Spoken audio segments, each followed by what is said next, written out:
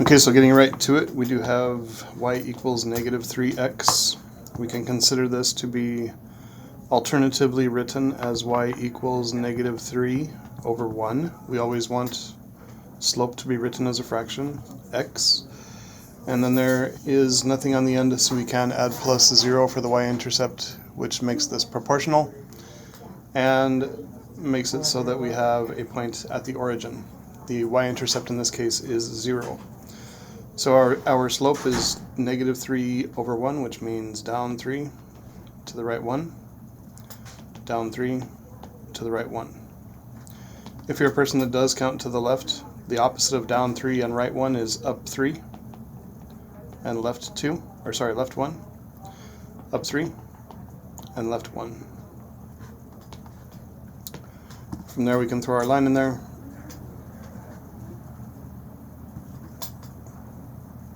And we got it.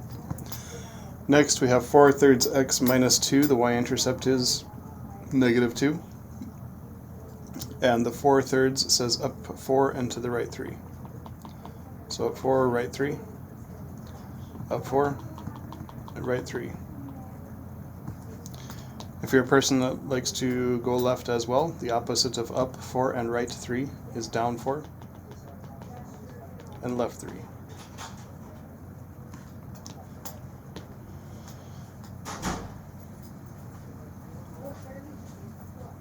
So, it should look like that. Next, negative 1/3 x plus 5. So our y-intercept is positive 5. From there, the slopes go down 1 and to the right 3. Down 1 to the right 3. If you wanted to go to the left, you would do the opposite of both, up 1 and to the left 3.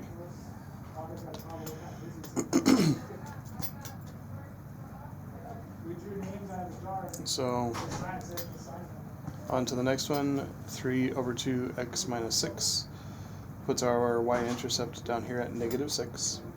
And then from there, up 3 to the right 2. Up 3 to the right 2.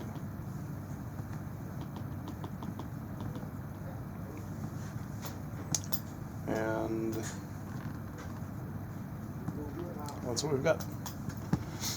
On to the back. Pardon me while I erase for a moment.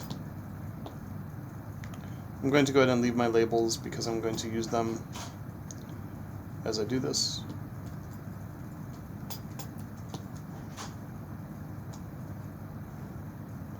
So very important first thing to do is to label your points, x1, y1, x2, y2.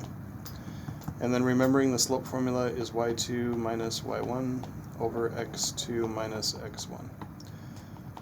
And in our template, being sure to put the minus signs already in there.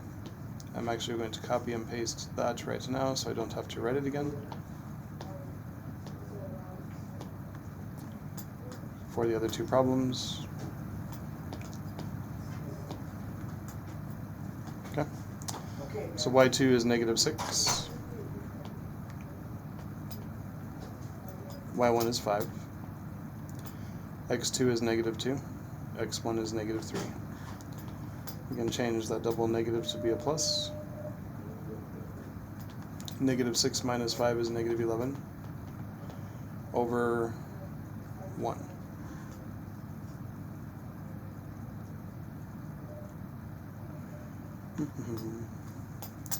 Next one, y2 is negative 2.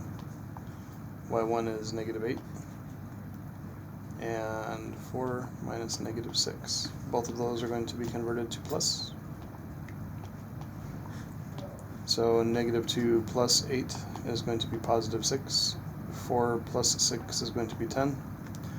We can simplify that to be 3 over 5.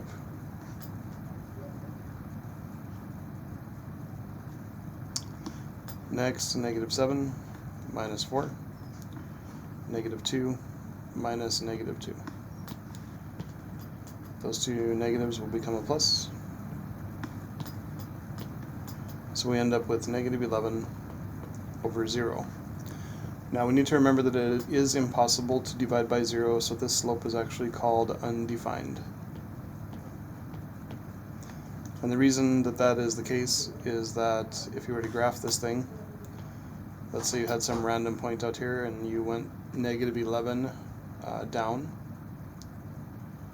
and you went side to side 0, you could do that forever in both directions, both positive and negative, and you would just end up with a vertical line.